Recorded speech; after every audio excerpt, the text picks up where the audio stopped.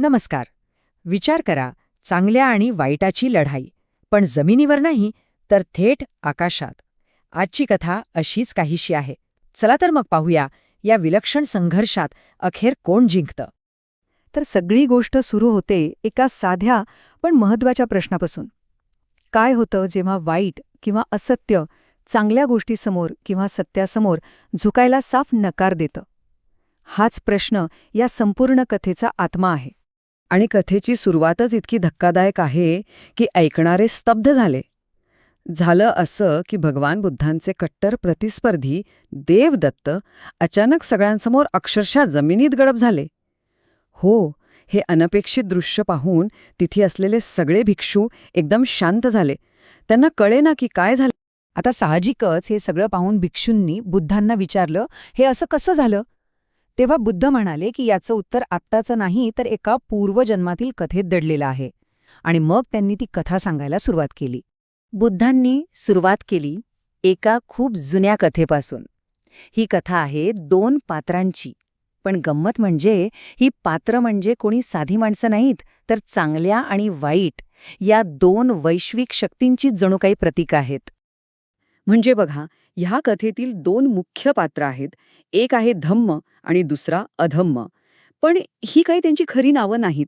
धम्म म्हणजे सत्य किंवा चांगलं आणि अधम्म म्हणजे असत्य किंवा वाईट.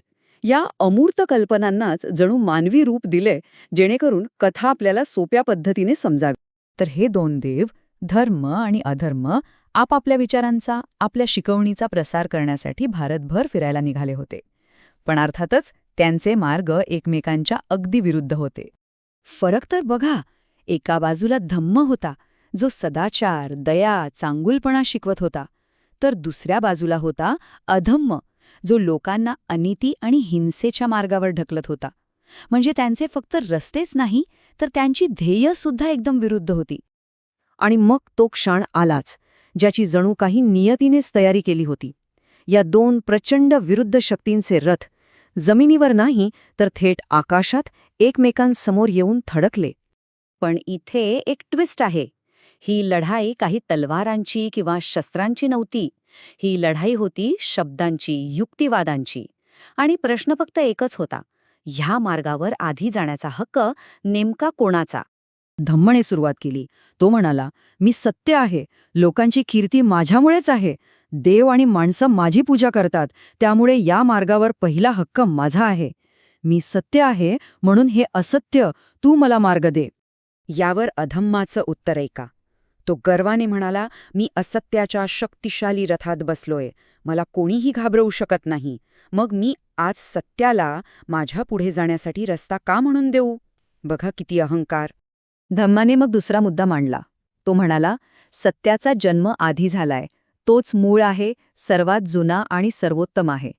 असत्य तर नंतर आलेलं आहे, ते कनिष्ठ आहे. त्यामुळे कनिष्ठाने ज्येष्ठाच्या आदेशाचं पालन करून मार्ग दिलाच पाहिजे. पण अधम्माला हे काही पटलं नाही. त्याने कोणताही युक्तिवाद ऐकायला नकार दिला आणि तो थेट युद्धावर आला. तो म्हणाला, तू पात्र असो वा नसो, प्रार्थना कर किंवा काही कर, मी मार्ग देणार नाही. चला, आज आपण इथे युद्धच करूया. जो जिंकेल त्यालाच मार्ग मिळेल.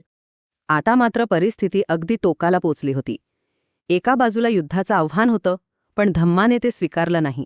उलट त्याने आपले अंतिम आणि निर्णायक शब्द उच्चारले.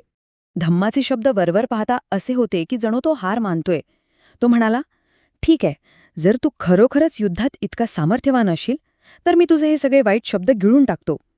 आणि तुला वाटलं काय किंवा नाही, मीच तुला मार्ग देईन. पण या साध्या वाटणाऱ्या शब्दांमध्ये एक प्रचंड शक्ती दडलेली होती, जी अधम्माला कळलीच नाही. आणि धम्माने हे वाक्य पूर्ण केलं आणि त्याच क्षणी एक अविश्वसनीय गोष्ट घडली. धम्म आपल्या रथात जागेवर उभासुद्धा राहू शकला नाही. त्याचा तोल गेला आणि तो डोके खाली करून सरळ खाली वाट पाहणाऱ्या पृथ्वीच्या पोटात गडप झाला. संपलाच. आणि इथेच या कथेचं खरं सार आहे. कथाकार म्हणतो, ते शब्द ऐकताच असत्य आकाशातून खाली कोसळलं. हाच त्याचा शेवट होता. मला तर लढायचं होतं, पण लढाई झालीच नाही. म्हणजे बघा, असत्याचा पराभव कोणत्याही शस्त्रांनी झाला नाही. तो स्वतःच्याच अहंकाराच्या, स्वतःच्याच वाईटपणाच्या वजनाने कोसळला. सत्याच्या नैसर्गिक शक्तीपुढे तो टिकूच शकला नाही. आता बुद्ध ही कथा इथेच संपत नाहीत. ते ह्या कथेला परत वर्तमानात आणतात, देवदत्ताच्या घटनेशी जोडतात आणि त्यामागचा खरा अर्थ सगळ्यांना उलगडून सांगतात. बुद्धांनी मग ते रहस्य उलगडलं. ते म्हणाले, त्या पूर्वजन्मात धम्म म्हणजेच सत्य याची भूमिका मी स्वतः निभावली होती आणि अधम्म म्हणजेच असत्य दुसरा कोणी नसून तोच देवदत्त होता. बुद्ध पुढे म्हणाले, भिक्षूंनो, हे काही आज पहिल्यांदाच घडलेलं नाहीये. त्या पूर्वीच्या जन्मातही देवदत्ताने माझ्यावर हल्ला केला होता आणि तेव्हाही तो असाच पृथ्वीत गडप झाला होता. म्हणजे हा कर्माचा सिद्धांत आहे. जे पेरलं तेच उगवतं. हा काही योगायोग नव्हता, तर त्याच्याच कर्मांची पुनरावृत्ती होती. तर या संपूर्ण कथेचा अंतिम संदेश काय? तो अगदी सरळ आहे. आपला मार्ग आपणच निवडायचा असतो. जे पालक आणि ऋषीमुनींचा म्हणजे चांगल्या गोष्टींचा आदर करतात ते धम्माप्रमाणे वर जातात, स्वर्गात जातात. आणि जे करत नाहीत ते अधम्माप्रमाणे नरकात जातात. म्हणजे त्यांचं पतन अटळ असतं. ही हजारो वर्षांपूर्वीची कथा आपल्याला आज एक खूप महत्त्वाचा प्रश्न विचारते. जर सत्य आणि असत्य ह्या खरोखरच वैश्विक शक्ती असतील तर आजच्या आपल्या जगात, आपल्या रोजच्या आयुष्यात जेव्हा हे दोघे समोरासमोर येतात तेव्हा आपण प्राधान्य कोणाला देतो? सत्याला की असत्याला? याचा विचार करायला हवा.